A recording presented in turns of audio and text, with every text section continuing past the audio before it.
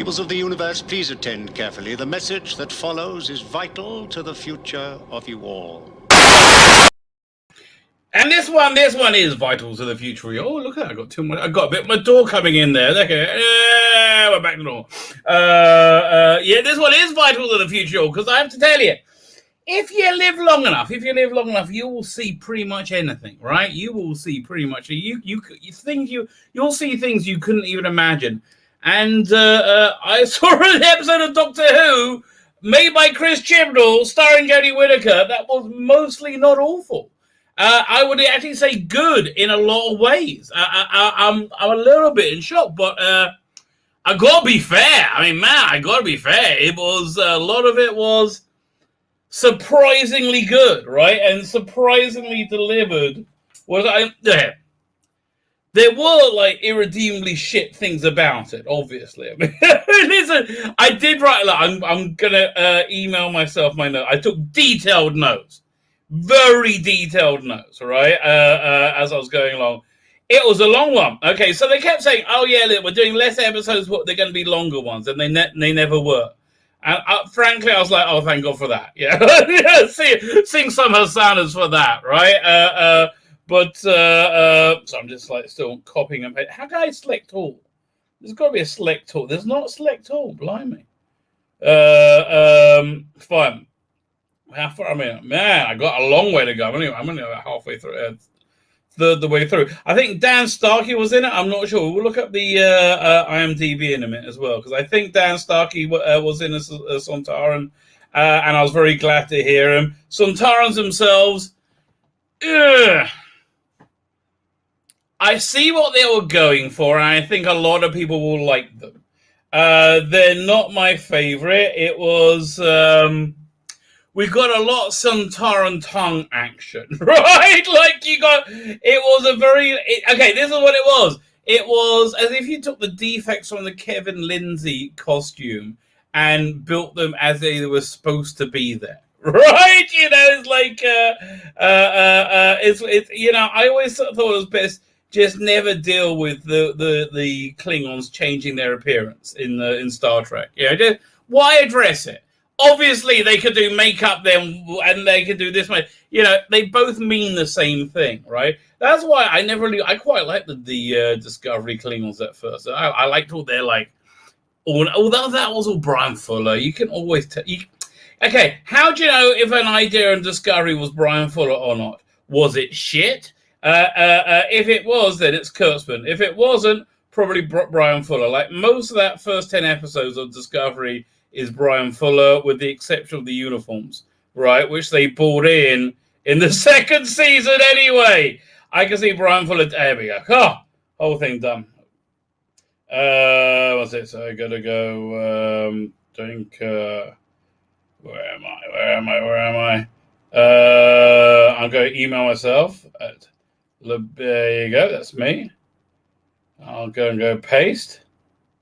Very good. I'm going to put a for the subject. Sontar. So in terms of a Sontaran episode, it was a real hybrid of all the Sontarans, which is very. So you got a lot of new series stuff and old series stuff going along. I said you got a lot of Sontaran tongue. Again, I was kind of like Kevin, what's it name? It's all he could really do with the costume at the time. It was that they couldn't really do that much with it, and it was kind of built in. It was really good. I mean, listen, I'm assuming that was Dan Starkey. I think it was. It was really good to see. Let's go to IMDb. Okay, we'll go over here. IMDb. But then again, you got the wrecking ball of Jodie Whittaker and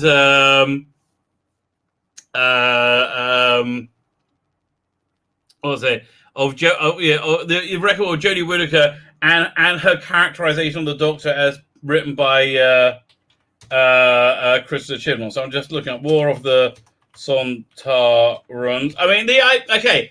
it was really good and really stupid all at the same time. Right? You know, and like once we go through it, there were obvious huge plot holes. So Christian was right. Jamie Magstone was the director. Let's have a look at this. Let's have a look at the all cast. I got top cast. No, I want all. Oh yeah, no, David Starkey.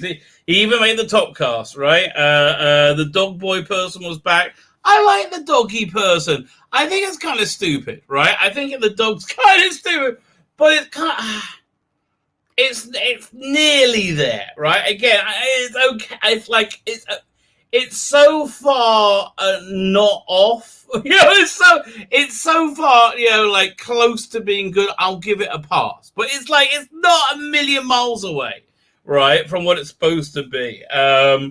It's kind of a Doctor Who-y idea. This one actually had a beginning, middle, and end. It felt like it did anyway. When we go through it, we're going to go through the whole thing in a second. We'll have. We'll see, right? Because I literally just saw it. It was, as I said, it was long, so it filled the full hour. And the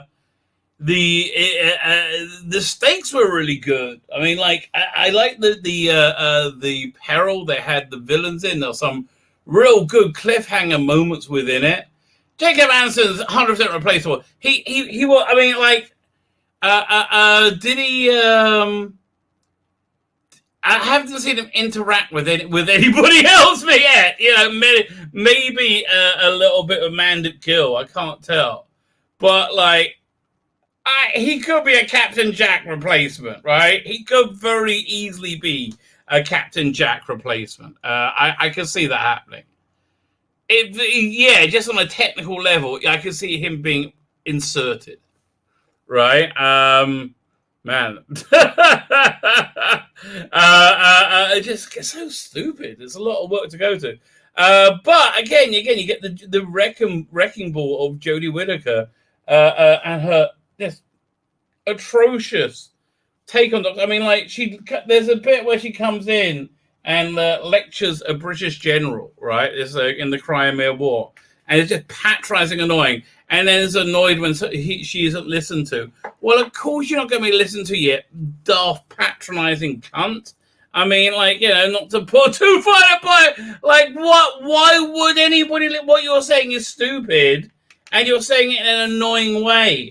Yeah, yes, I understand. Women in the 18 whatever it was may definitely not have had the similar rights as men, right, or opportunities. I will absolutely concede the reality of history. But that had nothing to do with you being an annoying cunt. I mean, there was that on top of everything else.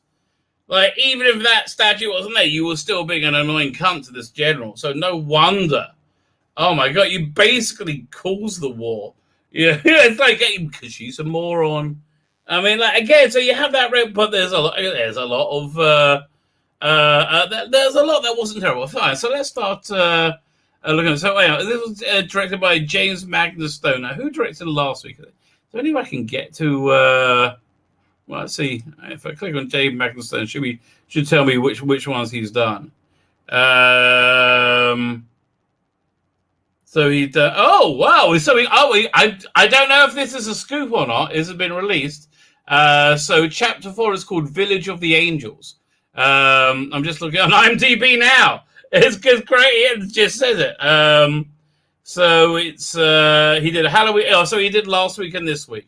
He's not doing next week. Next week is Once Upon Time, and then his next one he's doing is Halloween Apocalypse. No, not Halloween. Is Village of the Angels. So yeah. So look, I praised the direction last week because it was good. Regardless of the script, the direction was well executed, right?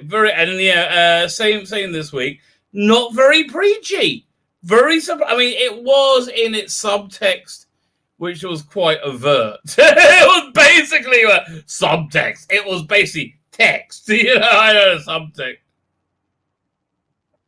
Like you had, the British general being the fool. Yeah, you're. Well, sir, you're a fool, sir. Fine, so let's start. Fine. So first we have Previously on Doctor Who. Did we ever had no, we had previously. Have we ever had previously before?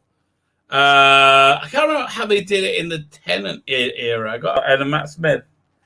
Must have done. Anyway, so then the previously, and we get to the trailer. And oh man, the trailer was the worst bit. But the Doctor is really like unbelievable bit. I've always wondered what it'll feel like. Oh, what is that? What is that? Is that having a love egg put up your ass?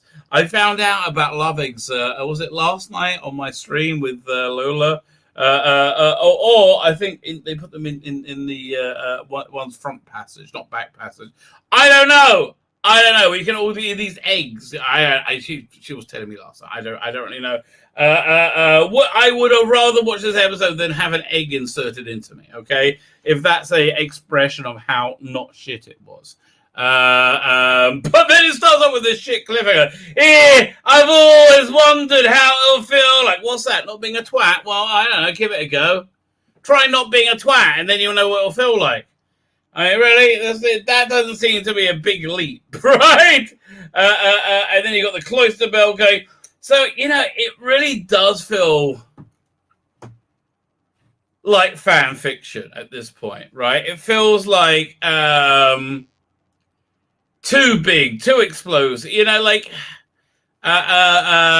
This would be like too fan wanky for like audio visuals, if you got those back in the day, the precursor to a big finish, right? But they did get a bit like bam, big explosion, big.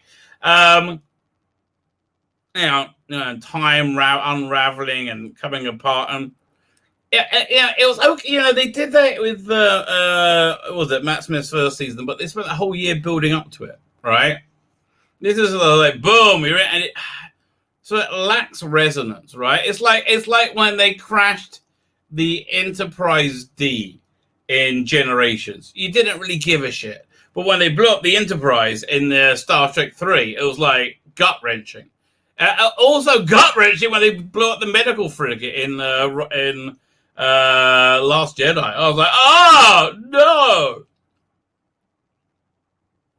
So, there's that, but again, so we got there, and the Cloister bell's going. The Cloister bell, I think, is always a bit fan wanky, right? You really need to put it sparingly. If it didn't go off until Logopolis, when literally entropy was tearing the universe apart, you need to calm down, right? You need to calm down with it, even though it's a good way of saying to other fans, this is heavy, right? This is heavy. So the big cloud was coming. The flux was coming. Blah! Take this time portal energy. Thump! Right? A big, great plan of doing something she had no idea what it would do. And hopefully it did nothing. We don't know. But then engulfed the TARDIS. Boom! The next thing you know, she's in black and white. Ooh, black and white. Cloister bell's going. And there's a big, weird, ruined, fluted house above her. I think that's like lung barrel or something. It looks like an ancestral home. And she wakes up, she's in color. And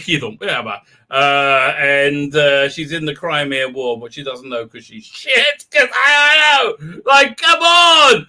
If I hadn't seen the trailers, I would look around and go, oh, look, you're in the Crimea War. Doesn't know where she is. Then Mary Seacombe comes in and says, hello, I'm Mary Seacombe. And she isn't, how can I put it? She isn't idealized, right? She's, I mean, they don't really show her having any faults, but I don't know what, she seemed kind of like a real character to me, right? She seemed like a real human being. Sort of. So, I don't understand it. I don't know how they pulled it off, but they did. She's there, and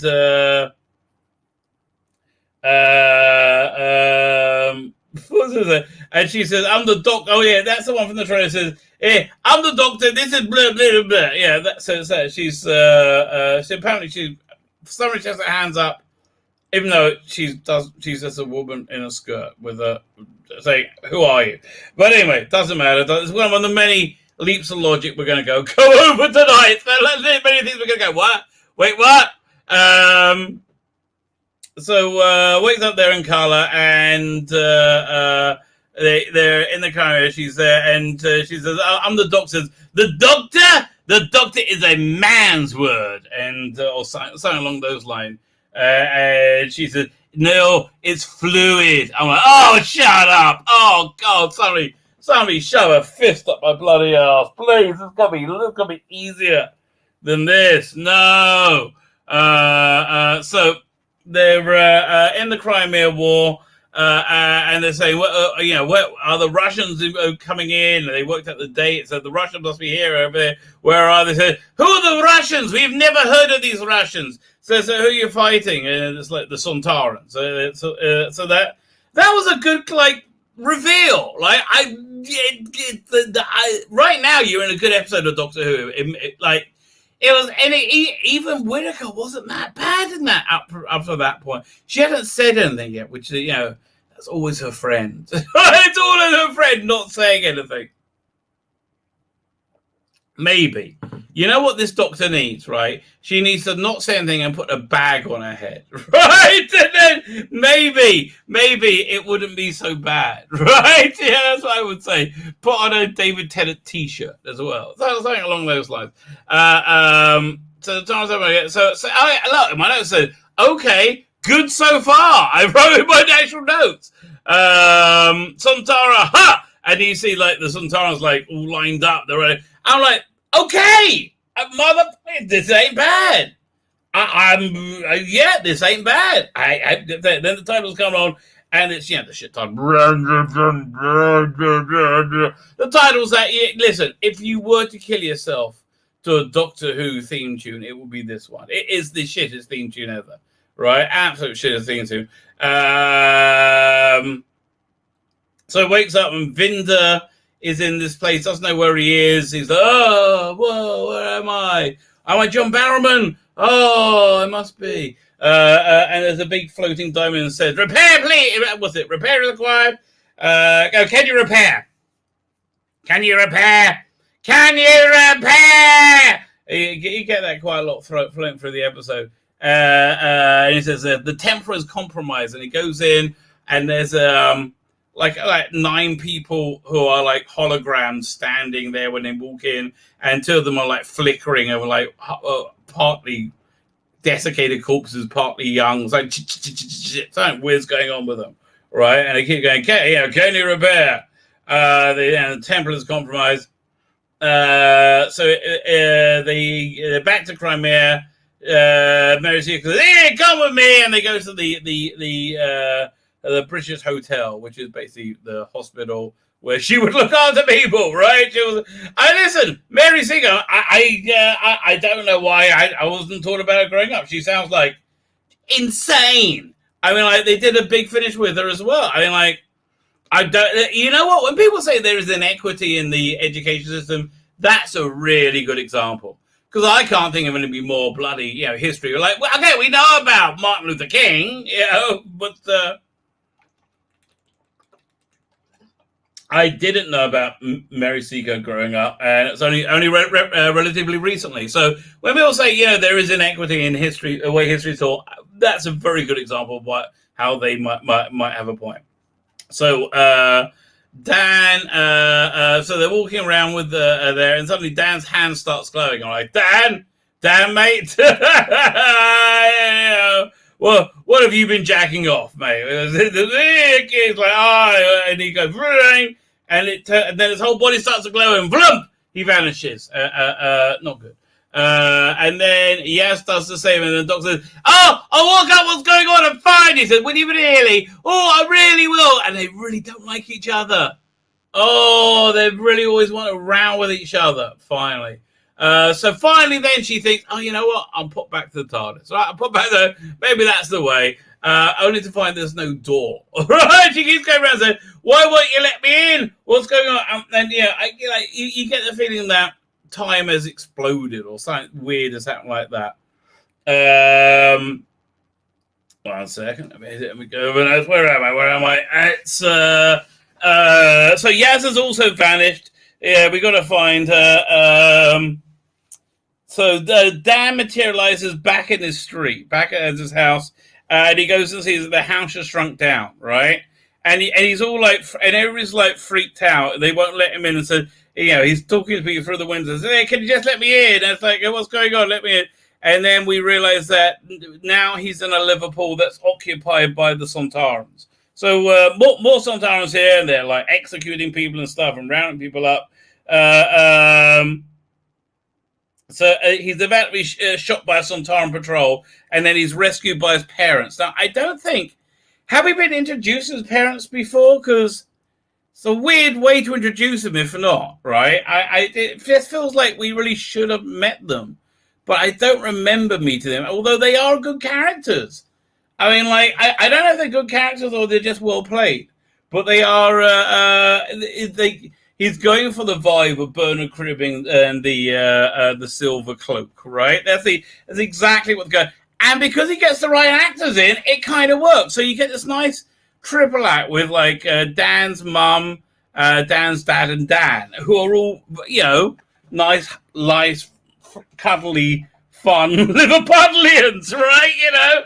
This is like Liverpool that you can sew in America. That sort of Liverpool. Like I've been watching Ted Lasso. I really like it. Oh man, I'm really into it. I really, really, really strongly recommend it. It's uplifting, right? I'm really genuinely uplifted by it. And it's like I get the same vibe from that as I do from The Good Place, right? So that's a real strong recommendation. But it's very much an American view of like idealizing. Even when it's raining, it looks like Warm Brain. I'm like, no. Anyway, so they so he's saved by his parents who know somehow how to hit the Sontarans on the back of their head. But they actually notice a probic vent. Somehow, so like, that I mean, like, maybe you work at hitting them back of the head, but probic vent? I don't know. Fine. So finally goes back to the... so there's no door. Where am I? So then Yaz wakes up and she's also in this temple place, right? And the God, this is so funny actually. And the diamond poacher says, "Can you repair? Yeah, can you repair? Can you repair?" The little glow diamond going, "Can you repair?" And then it's it's so cringe. It's so cringe. She looks at the palm of her hand. Oh, I'm not even joking. And it says on it, she put in marker, WWTDD. What would the doctor do? Is that the hand you finger yourself with, darling? Because that's what it appeared to be to me, right? This is very weird. What would the doctor do? Icky thump, all right? So he said, "Can you repair?" So she asks herself, what would the doctor do? And she does exactly what the doctor would do. And she says, with no knowledge of what you're talking about, or if it's a good thing or a bad thing, or if I have the ability to do the thing that you're asking me to do, with no knowledge of this whatsoever, right? Absolutely no knowledge. I'm going to say, yes, I can do it. I can repair. Yes, I can do it. See, that just seems to be a bad idea. Because what only asks if you can't repair, right? That's the first thing. May they get a bit testy?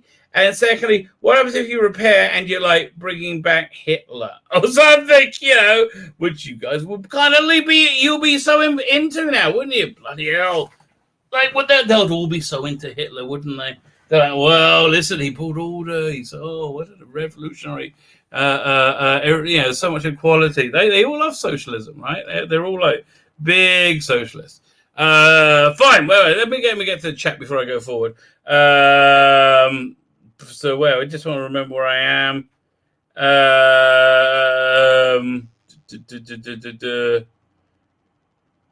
Fine. Okay. Fine. I know what's going on. Epsilon _ How are you, sir? Man, I actually pleasantly surprised by this one. There was a lot to recommend it, isn't it? I mean, that pre-title sequence. You're doing good, even with Jodie being in it. Now, that's incredible, right? I mean, listen. I might have thought I would live long enough to get a hand job from a Karney for a packet of fags and a pint of bitter in a passing carnival one year. One time. I could live long enough for that to happen. I wouldn't have thought I could live long enough for this to happen, right? So there you go. Everybody's kind of amazed. I'm excited to see what you think. Well, I hope my thoughts chime with yours there, Epsilon. Mr. PC Gamer Forever says, so was it good? In parts, yeah. I mean, listen, the parts without Jodie. Oh man, what they should really do is have Jodie as kidnapped. Jodie and Yaz, because Yaz is a cunt. Oh God. It's like, really? They could just call the show Cunts in Space. And you would have thought, oh, I would like that. You would have thought it's like something a little bit, but it's also, no. It's literally that. Jonathan Cox, how you doing? Not bad. Yeah. I mean, they not bad. Here's my other thought, though, right? I think if we use the McCoy years as a model, it's too late. I mean, like, even though it's already a lame duck session, right? Even though it's already over, right? I think it's just too late for it to turn around. I think the 26 AI wasn't, or 27 or whatever they got, wasn't really fair because it was a far better episode that's got far higher AIs, right? They've had episodes which are far inferior that have got like 85. Right, so it really wasn't fair because and they weren't flat out for it. This is the best episode, right? Because it's not as frenetic as last week, or maybe I'm used to it. But again, it seemed to have beginning, middle, and end, right? Sort of. So let's go into the chat. Title time. It was bad. Well, yeah. I mean, listen. There were certainly elements to it that made it. I would never go back to it, right? I would never rewatch it because I just can't stand Jodie and for much of what's displayed here, right? I can't stand Yaz for much of what's displayed here. So that's So yeah, in terms of would I ever go back to it? Never. Ever. It's like if you have a beautiful white cashmere sweater. If you get just one little bit of shit on it, it's all gone, baby. It's all gone, right? Same with this episode. You got one little bit of Jodie, but got a nice lot of cashmere there, let me tell you. In my opinion, Jodie was actually slightly more bearable this episode. Yeah, I agree with you. I like the reference of the Doctor being President Guy. But yeah, listen, it was very, very, what's the word I'm going to say? Very fan wanky. It was basically fan fiction in a lot of ways. But okay. It's like, not even started and 2 downvotes. Really? So please everybody give me upvotes and subscribe. I enraged the graders with my Bill Potts video. Where my Bill Potts video was me essentially saying Bill Potts is such a wonderfully rounded, intelligent, great character who I really love and like brought fresh air. And I'm sure that was apart from like the incredible, the intelligence of Pearl Mackey's portrayal. So I will find so much about her interesting. The thing I wouldn't find interesting in the least bit is that sometimes she likes to sleep with boys, sometimes she likes to sleep with girls. Sometimes I don't give a shit, right? I don't think anybody should. Now, not for so that was the point of the video, but it made them crazy because I took the piss because she does just really, really, really want everybody to know. Hello, everybody, I'm gay. Okay, it sounds like you're trying to make a point. Okay, there's nobody stopping you. All right, I watched this little clip today on what was it on Facebook? These little Facebook videos from what's the guy's name? Is it Charlie Kirk? Yeah, Charlie Kirk. I think, yeah. Who goes to college campuses and talks. And she was talking to this black girl, right? People come up and say, she says, well, you don't know what it's like being a black person. Yes, it's right. But it looks to me like we've all got the same rights and abilities. And it's no disadvantage. Like, I don't see the difference. I said, I feel like I'm being stalked. I'm like, well, could it be because they keep telling you are when you really aren't? right? It's like, maybe the police aren't out to get you, right? How about that, friend? I understand. Listen, all you got to do is just like, don't do stuff to get the police called, okay? That's the bar I've always been able to maintain my entire life. I've never, ever, ever entered the country illegally, right? I don't think it's normal. But yeah, there you go. But anyway, so I made them crazy. With that. Don't forget Commander Links. Yeah, listen, they had a lot of member bearers in this episode. Absolutely. Critical Blast. I've seen it all twice. Well, that's pretty impressive. I just finished it. Man, because I kept buffering with my VPN and iPlayer. Aye, Maron, fucking hell, you're a brave man for sure watching Tox Cat. She is awful, right? Please rest assured. She remains awful, right? She remains absolutely awful. Darren, howdy in hell to evening round. Thank you, evening Tuesday. Darren Mass, how you doing, sir? Chumley73, how you doing? Mark the Vicar. Strange how Sontaran ships could wipe out a few tents walk away. What? A few tents, 10 minutes walk away. And listen, I couldn't do it. There's a lot. We're going to go through it. I got it all on my notes. There's a lot of stuff that doesn't make any sense. Like, okay, they do add stuff to Sontaran law that, you know, they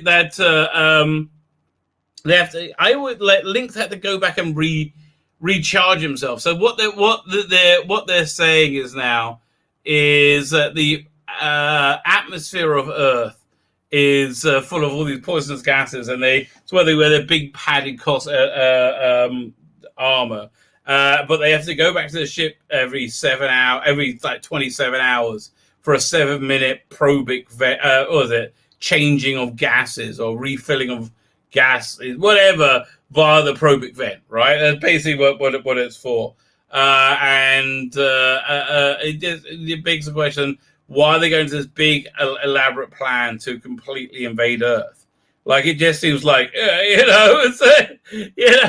just seems a lot of work to go to for something that's not that important, right? I don't know. Dogbuster reminds me of Gunnar from Green Lanterns. Kind of reminds me of Bath from, what's it called again? Spaceballs, right? That is from Critical Blast here. Critical Blast, let me tell you.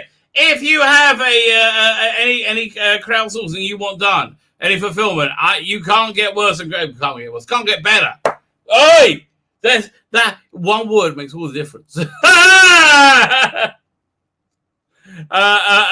can't get better. They're Critical Blast. They are freaking awesome. They're doing a great job. If you haven't run a special live button, I agree with you, Darren. Now I do agree with you. Fine. I'm about 15 minutes behind. I think I can catch up. Actually, I think I did. Did I just catch up? Good. Hamdoni, your next one. See, I don't want to add to their viewing figures. Listen, I do hear it. But yeah, I do think in terms of the Bora inserted an egg in his latest leftist propaganda. Okay. I think I don't want to know. But I just think the inertia in terms of the ratings is going to be hard to get it turned around, right? It's okay. Fine. Let's keep going through the episode, right? And I'll say so. He has a WWTDD on her hand. How embarrassing!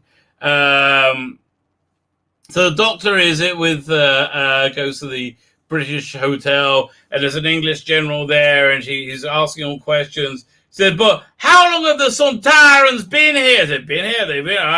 Since they've been on this side. And then it transpires they've been here forever, right? She's looking at a map, and instead of seeing Russia and China, she sees Sontar, right? So they've invaded throughout history.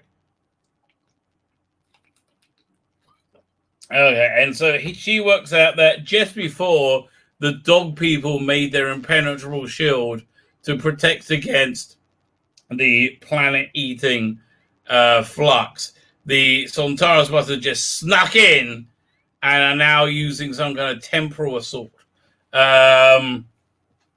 Yeah.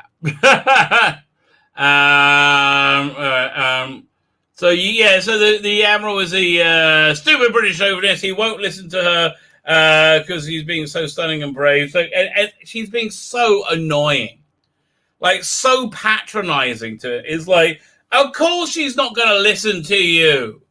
What the hell? What do you think? Oh, God. I'm like, it's lucky he didn't shoot her. He looked like he wanted to shoot himself. I don't blame him. So where we go? So then we have a scene with the Doctor and Mary Seacombe, and it's very much a David Tennant impersonation. Say, "Oh, you're the bestest ever," but you're Mary Seacombe, aren't you? Well, it's very a Tennant-y bit. It's just, and Jodie's not very good at it, right? So then she says, "Oh, but we have a wounded Sontaran here, and he's all chained up." And I was like, "Is that Dan Starkey?" And I realized it's Dan Starkey. I'm like, "Oh, I'm happy. I like Dan Starkey's Sontarans. It will feel wrong." And it's interesting. So he's in a different Sontaran makeup, and I haven't seen that before. So he's in like a very Kevin Lindsay-esque Sontaran makeup. And it's again, the weird thing is I'll tell you exactly what it's like. There was what was it? There was a guy who wanted a original series Star Trek shuttlecraft as his coffin. Okay, and apparently there's a country, Philippines, it might be the Philippines, I can't remember, it's some Asian country where they are incredible coffin makers. You can give them anything and I'll make a copy of it to any size, right? They'll make a copy, like, so somebody gave him a bauble, a Christmas tree ornament of Star Trek shuttle, and they made it, but they made it so accurately. They made it with like the hook thing on it to hang it on your Christmas tree, right? So it's the same thing here. They remade it so accurately. They made the defects in the costume, which were there because of budgetary restrictions that no longer apply. But they were and they were made to the highest quality. It was the weirdest thing, right? So you had like these stilted heads, and it didn't really work. And I don't know. Okay, fine. So it's downside. So then we have Jodie gloating, and this is how liberal progressive women think strength looks like. They think strength looks like gloating, like you can't. It's not. That's weakness. It's not It's not heroic. It's not heroism. Right? It's villainy. That's what Skeletor does, right? You gotta ask yourself, WWSD, what would Skeletor do, right? If Skeletor would be doing that behavior, then it's not heroic, right? It's lowly, right? Again, don't gloat. So she's gloating at this sometimes. You can't do anything sometimes. He's look at you, Sontaran. And she really tortures him. Look at that. Oh, the shame you must feel from capture. Oh, and you kept alive. What awful shame. It's like, I want to die. He's like, she's so gross, this thing. Okay. So she said, tell me a question. Tell me where your forces are. He's like, I will not. Of course he won't. He's a Sontaran. Yeah, name, rank, and serial number. That's a Sontaran. So I'll tell you what. I know where the Doctor is. The Doctor! Rah! Our great nemesis through time. Rah! Says, if I let you go and tell your commander, I'll parley with him, and he can find the Doctor. You're like, oh, well, that's a good deal. That's a good deal. So they let him go, off he trots. And the English general quite rightly says, what are you doing? That was a prisoner. That's a military asset. That's an alien. Like, why? Why you do it? Like, okay, fine.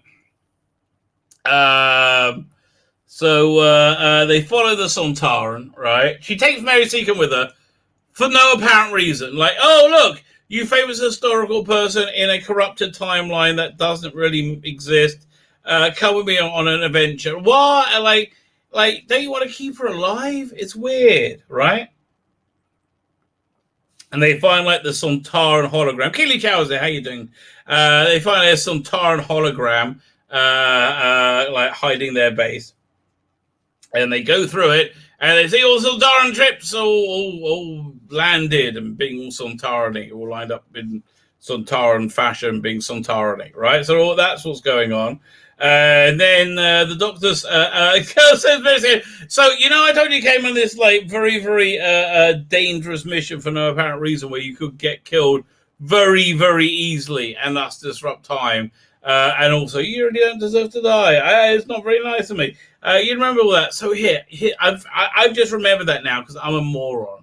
And so can you stay here and make notes about what the Sontaran ship movements are? Right? And so, yeah, you just said she's gone, right? You don't see her again for a while.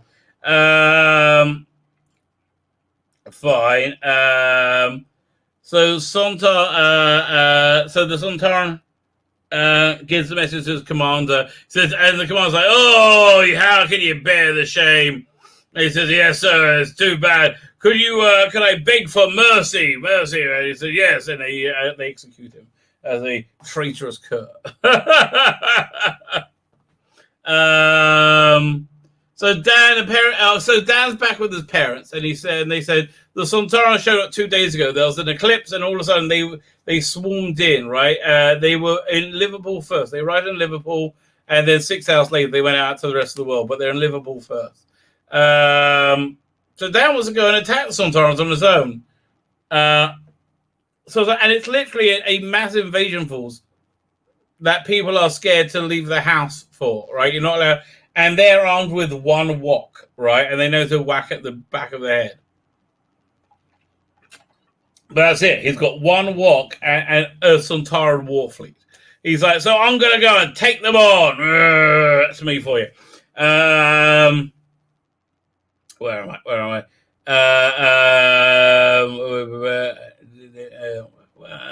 don't know. I must have scrolled through too much. Oh, yeah. So they arrived in Liverpool. They go over the world. So he wants to go and attack them. So back Vinda meets Yaz in the temple. And they're like, repair. Can you repair? And I bet Yaz, being stunning and brave, we'll work it out, given half a chance because she's so stunning and brave. So they're in the temporal Atropos on the planet Time. Okay, you see what I mean about it's like bad fan fiction? Yeah. Right, yes, it was City Walk. City Walk for City Doctor Who. So the people there, in the hologrammy people, they're apparently a regulating force for time. Time is coming through them. And if they die, time will just be this ravaging animal that will eat everything, right? So they're like this filtration system to slow time down. And two of them are breaking down. Fine. It's an unstoppable force. Dan sees a bunch of people executed by the Sontarans. It's quite graphic, actually. I'm surprised. Just for infiltrator, for spying. Basically be on the ship when they shouldn't be. They say their temporal goal or whatever is near complete. So back in the time Crimea, Doctor calls the Sontaran leader from Parley. That's the scene from the trailer. Which is, oh, boing! Right? Calls from Parley. Right?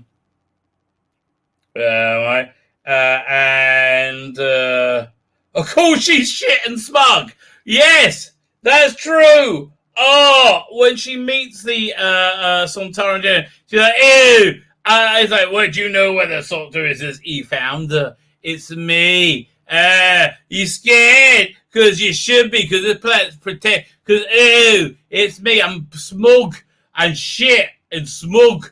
Really, that's really how it was. It was weird. Like, why would they do that? But they did. But he's quite good, actually, the Sontaran, even though his costume looks a bit weird. So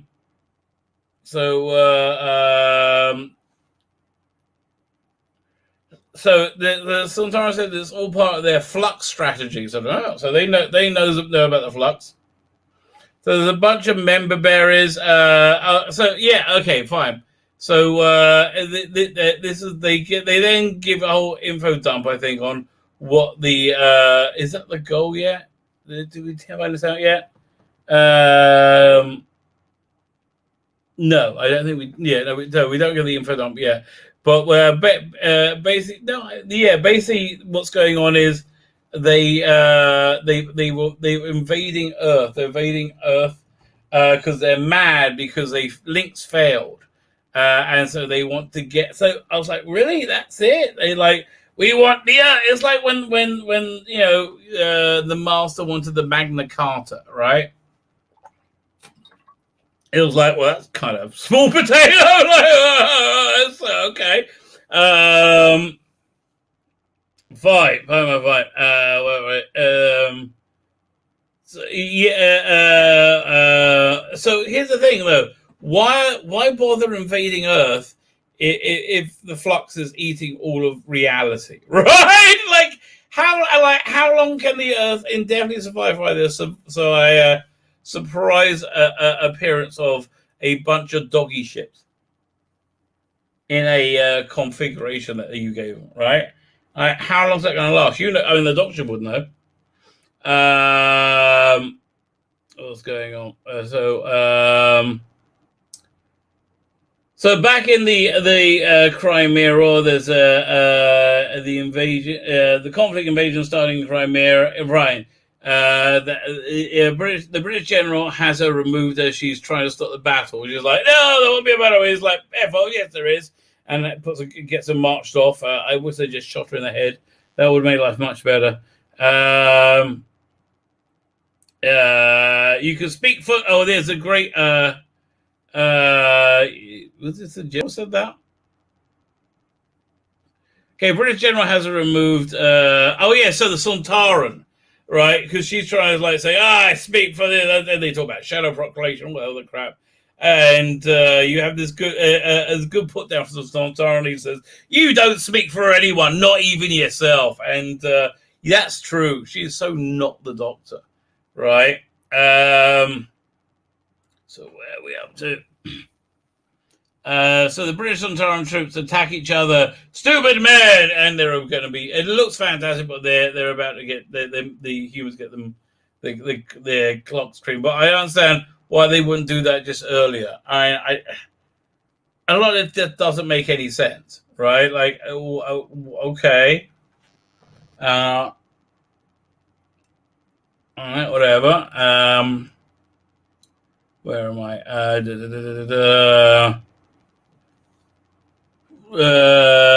So yeah, she's being escorted off the battlefield by a soldier who she then like uses a McCoy magic finger. The McCoy magic finger. What's that magic finger? You want me to do what to him? What's that magic finger? I should do what to them? But won't that make the floor awfully sticky? See, magic finger, mate. Which he uses the magic finger to knock him out, right? Whoever it is, knocks out. The Doctor uses the magic McCoy finger, and Escort eyes go white. Is knocked out. Fine, and she slips off. Back in the Liverpool dockyards, turned into a Sontaran building thing. They're building some kind of fleet, right? I guess they've been doing it for the last 2 days. Ooh. Fine.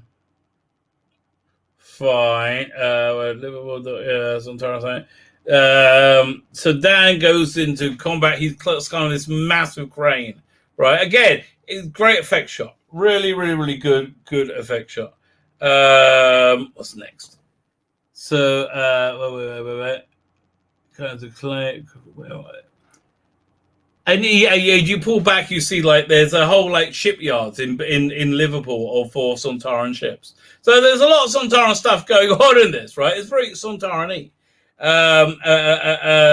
So then Swarm and Azure, the Terrorhawks villains show up. Terrorhawks villains with good actors in them. There's Lauren Fox and some, I don't know, maybe the woman from the Superman movies, like the Ursula, your crimes are so evil. That one sounds like her. Sarah Douglas, wasn't it? Anyway, but they look like Terrorhawks villains. So they show up at the temple, and the diamond says, "Can you repair?" Said, "No, of course we can repair. That's what we're here for." And then Azor causes the diamond thing to melt. They're at Anthropos, where it all began. So the British are massacred in the battle. Pew, pew, pew. And again, you saw that at the effect shot. That was pretty good. So the British generals, he sees the folly of his words. Oh no, it's not so good being a white man. Patriarchy bad. And it's very like, oh, if only listen to the doctor, and not being a bit more stunning and brave. It really is. It's very little on the nose, darling. Little on the nose.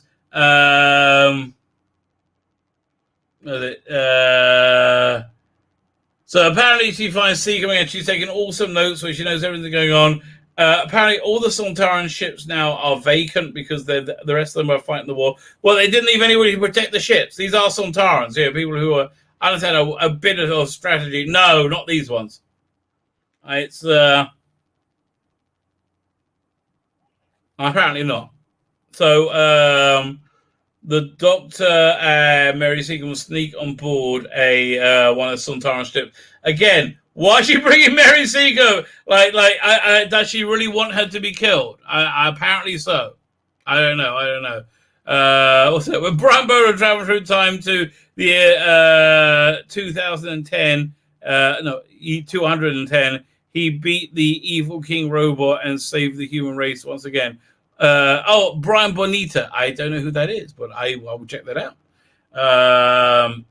Brian Boitana.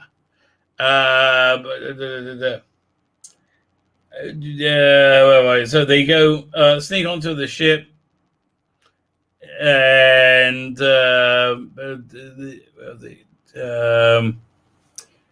fine. So they get to that now because all the Sontarans are fighting the war. All the ships are empty. Like, really? Wouldn't they have left somebody to guard them? I mean, that would have made a little bit. No. So they sneak onto a ship, right? With Mary Seacombe for no apparent reason. And there's one Sontaran guard, which the Doctor takes out with the catapult. With another Doctor, with Troughton, that would have been good. With Matt Smith, that would have been a bit on the nose. With Capaldi, that would have been good. With David Tennant, it would have been a bit on the nose. Exum wouldn't have done it. He's like, fuck off. We wouldn't get it in any other costume from McGann. Cecil McCoy's Doctor will be good. Colin Baker's Doctor will be good. Peter Davis' Doctor, I can see doing it. Tom Baker, because he's doing it. A little bit Jumper, not so much. Well, he is in this thing. Much more Troughton. But yeah, okay, Anna. But it's okay. So my point is, it's really quite a Doctor Who thing. It was because of her, unfortunately. But I really want to be fair. I want to give credit where credit is due. Like, that bit of script rating wasn't terrible. That felt like Doctor Who. It's fine.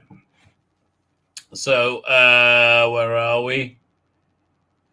So also in Liverpool, Dan has also snuck onto a Sontaran ship. Fine. So again, it now just gets stupid. Dan finds controls and says, "Hey, I'll just start hitting them randomly." And he's able to call the Doctor on her Sontaran ship, and they're able to speak with each other and say, "Yeah, well, we need you to go and take care of all the Sontaran ships and save the world that way." It's like, but I want to talk to you about what was it? There's a whole thing going on. I can't remember. Oh man, I just had brain swap. Well, now see, this is why I take notes. Oh yeah, fine. So the concept. This is really stupid. Yeah, they contact. Dan's pushing, and he's able to call the Doctor on her ship. How are they even in the same time zone? Right? Or they're not. They're calling, he's in the 2020, she's in 18 whatever with the Crimea war. How are they call it? It's like a temporal call, but hey, hello, Chuck. It's stupid. It's really genuinely stupid. Have we ever seen Buffy? I've seen all of Buffy and Vampire the Slayer. Right? Yeah. It just gets like at this point, it's just like it goes off the rails. So then the whole plan comes out, and it's really dumb. So they work out that the plan is that Sontarans want to invade all points of history at the same time, right? They wanted to at the same time they want to invade all points of history and completely dominate every moment of history of Earth. Why? Like, because they're mad that Lynx had his head deflated, and that's really kind of what they say at one point. Like, why? Bizarre. Then it gets even more bizarre, right? Mary Seacombe, by the way, totally fine with all the technology, like the video calls, nothing, no problem with that at all. Yeah, I mean, like, she's completely okay with that. So at this point I wrote, how did Dan's parents know the probic vent was called a probic vent? I don't know why I wrote that then, okay? It was just, maybe it was bothering me. So the doctor gives Dan his job, and his job is to destroy the Sontaran fleet in Liverpool. No problem then. What the hell? So back at the temple, Swarm and Azur meet up with Yaz and Vinda. And it becomes very clear at that point that Vinda is a David Barrowman substitute. So all that stuff, I think, could... I mean, okay, to refilm that, you need one set. Maybe it was a virtual set. And a few other actors back. Let's see how much more stuff he interacts with people. Because it feels like he's like, Vinda, you're a disgrace, and now you're looking for redemption. And he's firing at beep, beep, beep, and they keep zipping around. They can't get them. What's he say to you? And Yaz, he knows all about her WWTDD on her hand, which is so pervy. Like, I mean, really, it's like, you darling, we know what you're using your hand for, that dirty girl, okay? You're going to go blind, all I can tell you. What can I tell you? It's, so anyway, he's got a job to destroy the fleet. No bother. Where am I? So yeah, they taunt everything. We know all about you, how much you love the Doctor. So yeah, it seems like a real tapped into that. So then they talk to one of the hologram people that's like glitching. Said, I see two of them already failed. You can't stop us. Speaking of time, blah blah blah. It'll make sense eventually. Ominous dialogue, but they give it well. I do like the actor that does it. I do like his fruity Englishness, right? He's Lawrence Fox. He's Lawrence Fox, the bad guy, right? That's exactly. He's Lawrence Fox, the bad guy. And they destroy one of the holograms, and he turns man and thinks, yes, don't worry, we'll get you soon. Back in the so then Dan has taken out one Sontaran, and he's like feeling good about himself, and then he gets caught by another bunch of them, and he's about to be executed. There's for the crime of spy, we will execute his biofiring squad. I thought that was a cliffhanger. I was like, that's a cliffhanger. It's a pretty good cliffhanger. It's a pretty good cliffhanger happens anyway. And no, all of a sudden Dogboy shows up. He goes, I'm back again. Pew, pew, pew. And shoots people with his big axe. Now, I like Dogboy. I don't know what to tell you. I like Dogboy. I think it's a reasonable Doctor Who-y thing. I really do. I like Dogboy. Give me more Dogboy. It's a little bit off. It could be. It's a bit shit, but it's not far off, right? It's close enough that if it wasn't for the last few years of utter bollocks, I would give it more of a pass, right? But that's really it. So, but now then it goes off the rails, right? Then it goes off the rails completely about how it becomes unwatchable very quickly.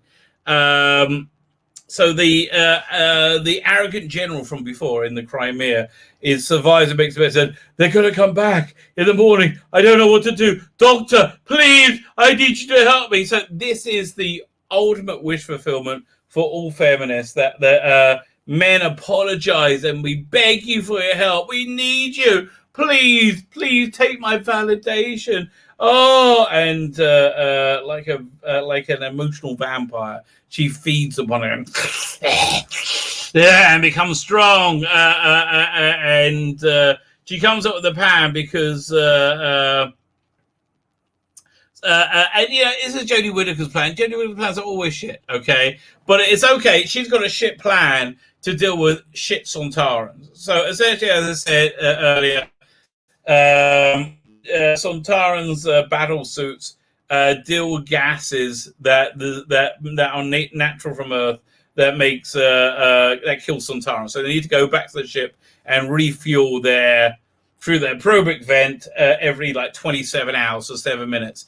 Now they all do this simultaneously. No, they don't stagger it. No, they're all completely helpless and do it simultaneously, right? Because this is Scooby and Doo, mate. It's just dumb. It's like, it's just so freaking dumb.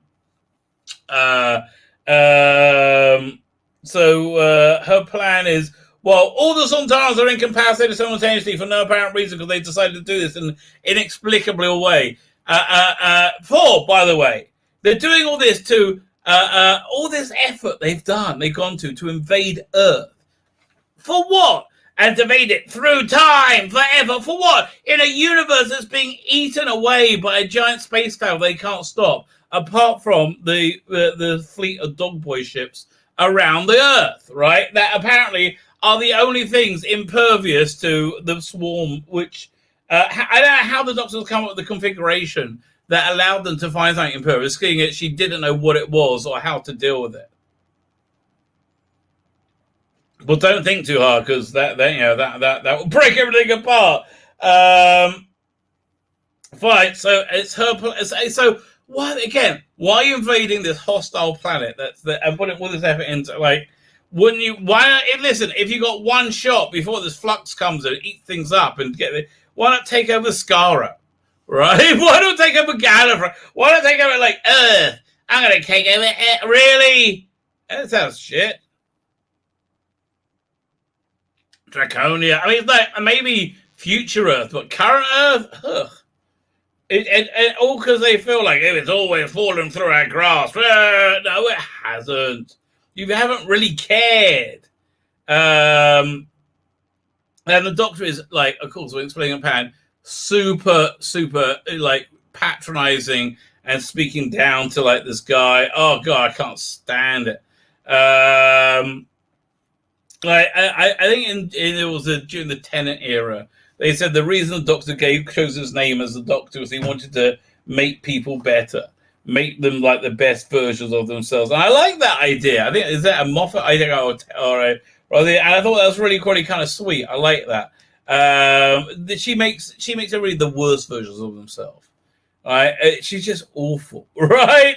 Okay, we're getting there. Went on for a long time. And so now right here, and Jodie's ruined the episode by being Jodie. What can you do? So all the Sontarans will be vulnerable at the same time. They're all using the same element to get back. The plan works, of course, because it's Jodie, and you have to unplug this and plug that in while everything's completely they haven't got any automatic sentries either. They don't think to lock the door where the thing is. No, everything will be fine. It's just dumb. It's really, really dumb. So then, what happens? Plan works. Back in Liverpool, Dan and Dogboy steal a Sontaran ship. And again, I kind of it's kind of a fun combo, those two. And he what's the plan? And the plan's really dumb. When you get to when we tell him the plan a bit, I get the plan's really dumb. Back in the Crimea, Jodie stops to gloat again. At this time, at the Sontaran commander, "Hey, we beat you, Sontaran, because you're not very clever, and we're better than." She's gloating. It's not good, right? It's not good. So they start retreating, and then said, "Hey, you're lucky we're going to let you go." And the evil white male patriarchy general says, "Oh no, let me disabuse you of that notion." And he lights a few fuses, and they blow up a few Sontaran ships on the way out. Says, "For all the men you killed." And I'm like, well, that seems fair enough, actually, quite frankly.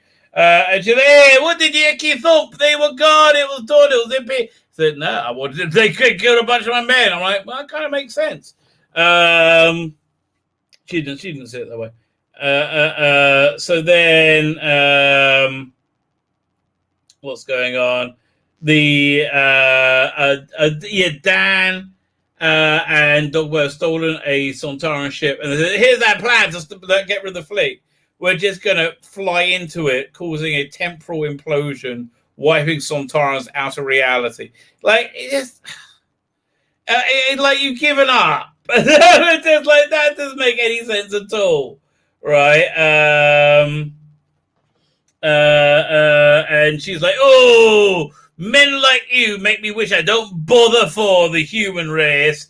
And it's men, stomp your little feet, men. And then Mary C goes, "Oh, but I'm glad you do." I said, "Well, thankfully for you stunning and brave black women who saved the world, even though the evil white men, I'll keep saving the world." All right. So as they're crashing into the other Sontaran ship, Dan and Dogboy jump through this tunnel in the ship to make it out. They make it into the river. Turns out it was the waste tube. They went through the poop tube. You've seen that in the titles, the trailer. So the doctor turns up to pick up Dan, and off they go to find Yaz. The dogs are staying behind to protect the Earth. Said, "Hey, we will stay. We'll keep our ships in the super configuration that will stop the swarm, not the swarm, the flux somehow, impossibly. And we'll stay. We'll keep protecting. But be careful out in the universe. It's got bad out there." Like, what the hell does that even mean? Like, none of this. It just doesn't make any bloody sense, right? He said, "But we'll stay here and protect the Earth until it's over, if it's ever over," whatever it could be. So they get in the TARDIS, right? Thankfully, we're nearly done. Oh, God, this has been torture. They get in the TARDIS, and it's like not doing well. It's like bits are growing at the bottom of it, and it's falling apart, basically. And something's invaded it, and it's taken it over, whoop, whoop, whoop, and it takes it right to the temple. And Jerry says, but we're at 000. That should be impossible." And they meet Azur and the Swarm, and they're in the Temple of Azur on the planet Time. And said, "But there is no planet Time." Yes, there is. Yes, there is a planet Time. So they said the people there are like buffers for the energy of the time going through the universe, or some fan wanky bullshit that children. And because two of them broke down, the universe is crackling. And it's not good for your TARDIS. That's what breaking your TARDIS implies. Says Swarm. And so he says, "But I made a temporary repair." And he shows Vinda and So she freaks out about. But like, why would she care about Vinda? Now, if it was Captain Jack, she would have cared about it. Would have made sense, right? Would have been like, like when you're watching Star Trek 6, and it really, like, Valaris, who the hell is she? But then if you say, "Oh, that was meant to be Savick," I'm like, "Oh, that will make sense. If that was Savick, that would have made sense." Anyway. So now they're using Yaz and Vinda as these buffers. They got these runes on their face. Doctor, Dog. I said, "Yeah, but soon I'm going to let all of time. As soon as they click my head, all the time will rip through them. How long will they last? A second, 2 seconds? Let's see." And it's the cliffhanger, right? Like, I'm like, please just kill Yaz. That's awesome. Yeah, that we can see it go. Okay, no one's going to cry if Yaz leaves, right? Bye bye, Yaz.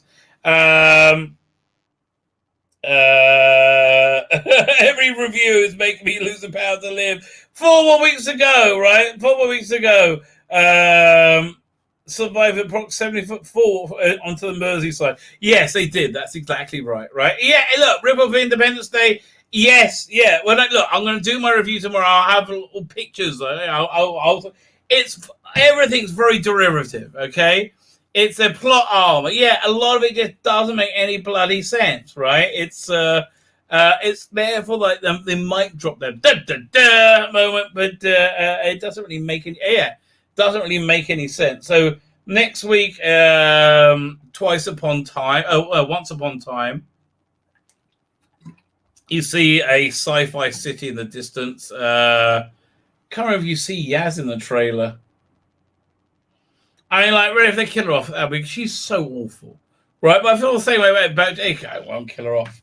Do you reckon them falling into the bed in the TARDIS is the only reference we're going to get to scissoring in the TARDIS? I think probably, right? I think it'd be any more explicit than that. Episode doesn't sound very good. There were here's what was good, right? The pre-title sequence. Pre-title sequence is, well, first they recap the shit cliffhanger. Always a bad idea. But they wake up, they're in the Crimea, and they don't know where they are, right? How they got there. That big cloud thing was attacking them. And they were like, oh, what's going on? And they said, the enemy's coming. They turn around the enemy, and it's the Sontarans, right? That's a good hook.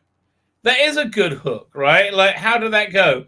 By the way, Falcon said, please say twice. More is once. Once is more than enough. I like Twice Upon a Time. I really did. A lot of people hated it. So that was good. The Sontaran design was good. All the like licking, the Sontaran tongues licking stuff. That was good. There was moments of genuine peril. Like the bits with Dan with his parents were good. The bits with Dan with the dog boy was good. How this dog boy has so much there's a race of the on a par with the Time Lords, and we never heard of them before, right? I mean, at least he could have done the lion things from what they called again. What State of Decay? Well, the one Warrior's Gate.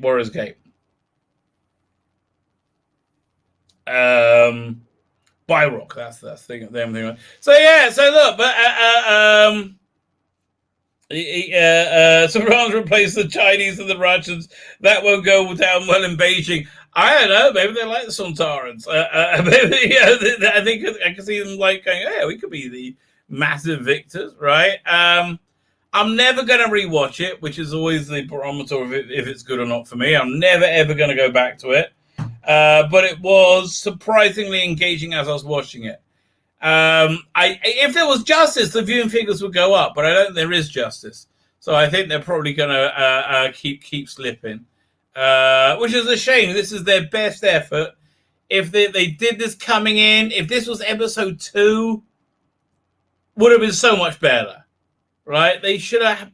Well, they didn't know. They didn't know how shit she was going to be, right? How much she couldn't carry. It's taken this long to work out how to do something that'll cover it up, right? It took Andrew Cartmel 1 season. It took Chibnall quite a bit longer, and a pandemic to work out how to do it. Fine. So listen, I'm going to do my full review tomorrow. Come back. I will. We will have the overnight figures. Hopefully. We will. We might have the consolidated figures. That'll be fantastic. I'm reckoning in the 6. I'm reckoning 6 or just below. Right? If it's above 6, I'll be impressed with the consolidated figures. Is this just below? I didn't hate it. Yes, they're a bit again. When Jodie Whittaker's not in it, it wasn't bad. Especially when Mandit Kilt wasn't in it. Right? Fine, it's 11:15. I'm tired. Enough already. Enough. I will again. We'll do a more in-depth review of it tomorrow. Reuse of the cigarettes ending in Christmas Invasion. That's Chips. Basically, yeah. He is karaoke, but at least there's so much less lecturing. Oh, Thank God. Fine. I hit it again. Broadcast button. Hit it again.